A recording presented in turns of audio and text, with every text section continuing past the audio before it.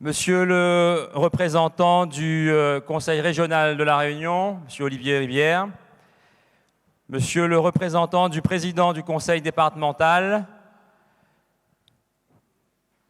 Mesdames, Messieurs les maires, il me semble, il n'y a pas de dames avec nous cet après-midi. Mesdames et Messieurs, chers élus du Conseil municipal de Saint-Benoît, à vous qui nous avez fait confiance et l'honneur de... Alors, je vais reprendre, c'est un peu l'émotion, mais il va reprendre. À vous qui nous avez fait...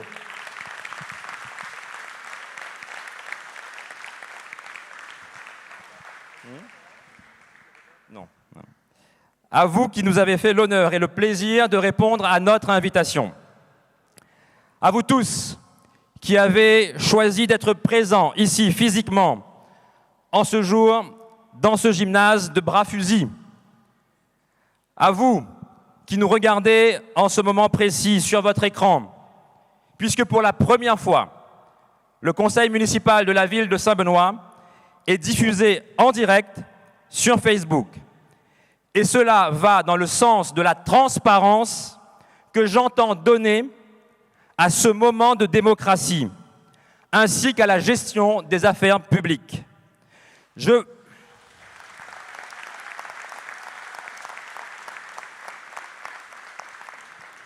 vous remercie toutes et tous de votre présence et de votre écoute en ce samedi 4 juillet 2020. Aujourd'hui, je m'adresse à vous non plus comme le candidat que j'ai été ces derniers mois, mais comme le maire de Saint-Benoît. Aujourd'hui,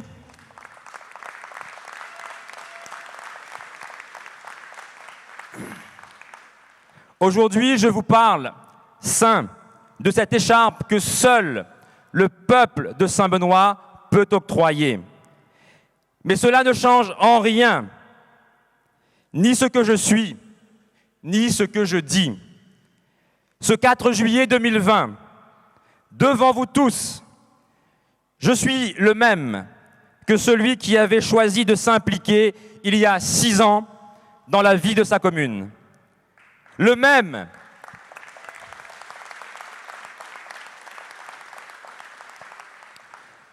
que celui qui, en 2017, pour rester fidèle à l'engagement qu'il avait pris devant la population, avait publiquement demandé une autre politique, une autre gestion. Le même que celui qui s'est présenté devant les électeurs avec une équipe et un projet. Une équipe qui a rassemblé et un projet qui a fédéré. Le rassemblement des bénédictins, unis par une même communauté de destin, se poursuivra tout au long de ce mandat. Oui, je m'adresse aujourd'hui à toutes et à tous, à ceux qui, majoritairement, et je les en remercie, ont choisi de nous accorder leur confiance et la responsabilité lourde d'impulser à notre ville une nouvelle dynamique. Je m'adresse à ceux qui ont exprimé un choix différent à l'occasion de ce scrutin. Je m'adresse à ceux qui n'ont pas voté parce qu'ils n'ont pas cru que cette élection pouvait changer la ville et changer la vie. Je m'adresse à tous. Car je l'avais dit et redit au cours de la longue campagne municipale qui a précédé cette nouvelle mandature, je serai le maire de tous les bénédictins.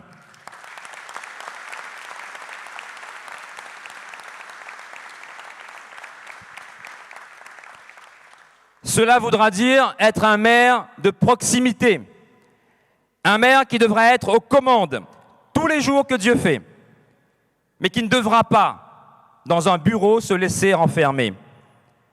Un maire qui devra se battre pour faire avancer les dossiers, mais qui devra rester au contact de tous dans nos quartiers. Ce travail, il me sera impossible de l'accomplir seul. Et dès aujourd'hui, l'équipe municipale sera au travail sur le terrain.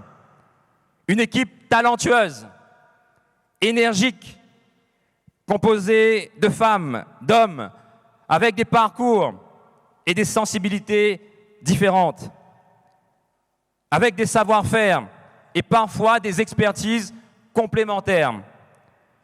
Une équipe qui allie l'énergie et l'expérience, l'enthousiasme et les compétences, et qui travaillera pour honorer la confiance qui lui a été témoignée.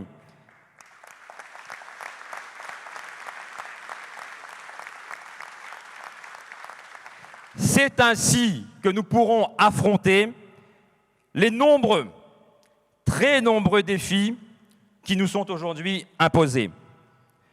Chacun savait les difficultés rencontrées par notre commune, les retards structurels qui n'ont jamais été rattrapés, le recul économique de la capitale de l'Est, l'endormissement progressif de notre centre-ville, la paralysie imposée par ces embouteillages que l'on a laissé s'installer dans le paysage, le poids déclinant de notre ville au sein de l'intercommunalité, et bien sûr, au bout du bout, la crise sociale qui frappe si durement nos familles, avec le recul de l'emploi, avec la baisse du pouvoir d'achat, avec la dégradation des conditions de vie dans nos quartiers, avec le recul des animations, qui jouent un rôle pourtant si important dans le maintien du lien social et citoyen, avec les inégalités territoriales au sein même de notre territoire communal. Quand d'autres communes avançaient, la nôtre reculait. Au regard de ce que je suis en train d'énumérer, certains pourraient se dire « Mais Bouglal est fou, à cause qu'il a voulu rendre maire ». Précisément, parce que notre commune a besoin d'une nouvelle politique et d'une nouvelle équipe, avec des ambitions affirmées pour notre population. Alors, avant ce premier conseil municipal, j'ai demandé à ce que l'on m'apporte les comptes de la commune. Parce que nous savons que le premier défi à relever, ce sera celui du redressement financier de notre ville. Je n'ai jamais dit autre chose. Il faut d'abord assainir les comptes et remettre la mairie en ordre de marche. Il faut retrouver une gestion saine. Alors j'ai demandé les comptes et on m'a apporté les comptes, ou du moins des éléments de synthèse. Heureusement, lorsque le document est arrivé, j'étais assis. 41,6 millions d'euros de dettes, des charges que la mairie ne parvient pas à honorer. À ce jour, 4,2 millions d'euros. Des contentieux URSSAF cumulés à presque 8 millions d'euros. Des lignes de trésorerie qui ne sont que partiellement remboursées.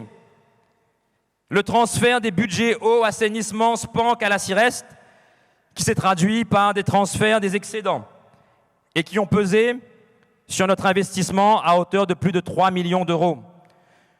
Je pourrais encore prolonger cette énumération, mais ce n'est pas le sujet du jour. Bien sûr, un audit demain nous en apprendra certainement davantage sur ce qui a été fait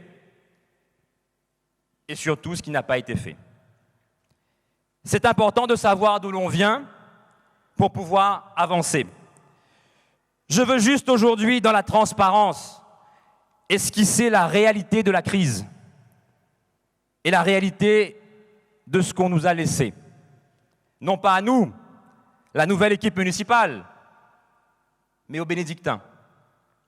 Il faudra beaucoup travailler pour assainir cette situation budgétaire, pour sécuriser le fonctionnement et maintenir l'investissement. Ce n'est même plus une mission de service public, mais une mission de salut public. Il faudra beaucoup travailler pour redonner de l'oxygène et un avenir à notre ville. Nous en reparlerons très bientôt.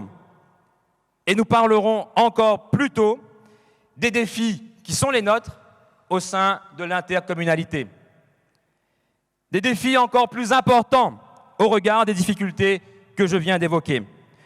Notre ville ne pourra pas se développer sans une collaboration efficace avec l'État, avec les grandes collectivités que sont la région et le département pour l'aménagement, le transport et l'action sociale, avec les chambres consulaires pour le soutien aux acteurs économiques, aux entreprises et bien sûr aux agriculteurs.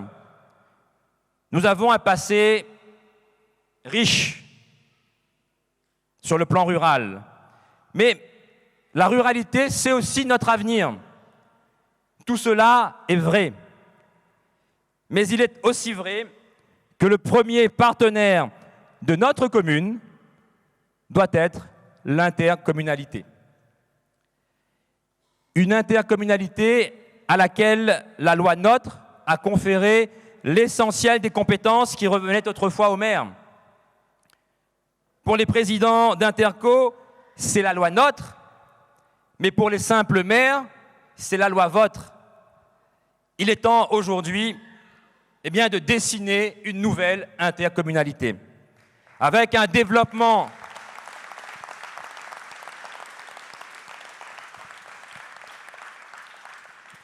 et je regarde exprès mes collègues qui représentent aujourd'hui ces communes de la Siereste, avec un développement du territoire plus équilibré, plus harmonieux, une intercommunalité dans laquelle les petites communes et les pôles d'équilibre seront davantage soutenus. Je veux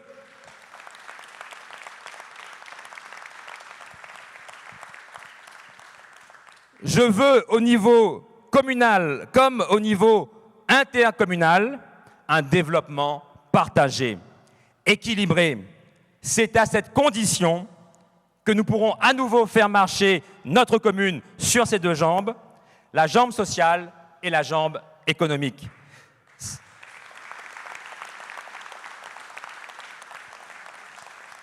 C'est à cette condition que nous pourrons reconstruire une ville solidaire qui place l'égalité des chances au cœur de son projet, qui soit aux côtés des familles, des jeunes, de nos aînés, dans chacun de nos quartiers.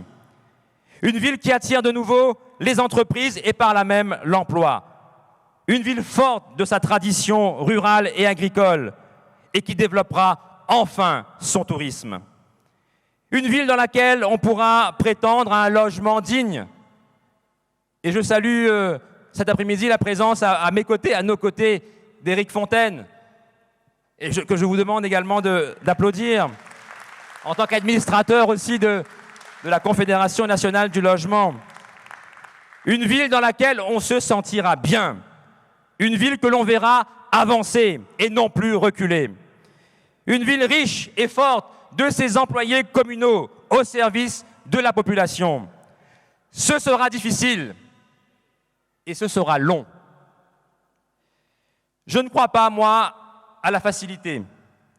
C'est dans l'effort et la douleur que l'on atteint ses objectifs. Et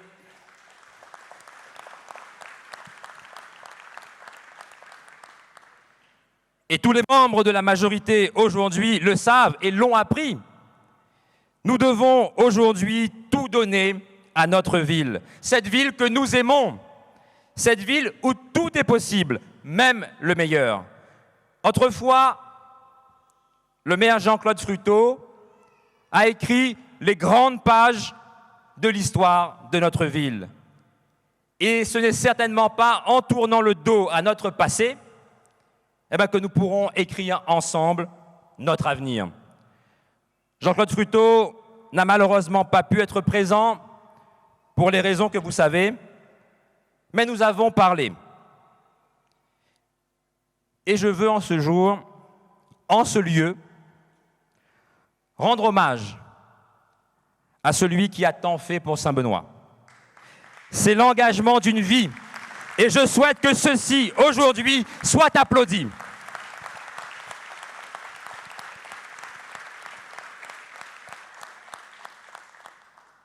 Je vous remercie.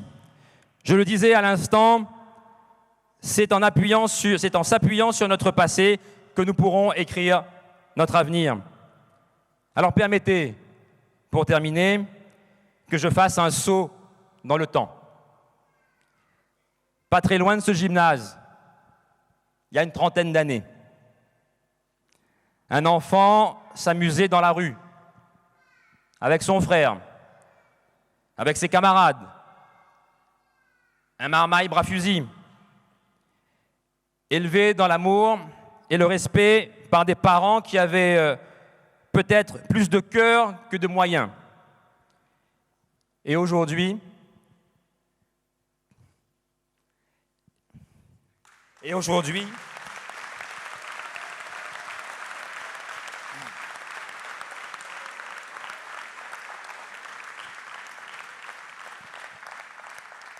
Et aujourd'hui, 30 ans plus tard, ce marmaille bras fusil, aux origines modestes, porte devant vous l'écharpe de maire et fera tout, comme chaque membre de son équipe, pour rendre à sa ville ce qu'elle lui a donné.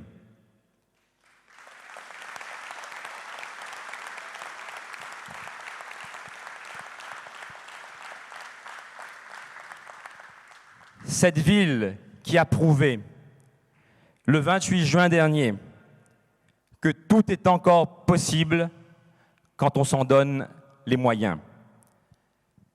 Vive Saint-Benoît, vive les bénédictins.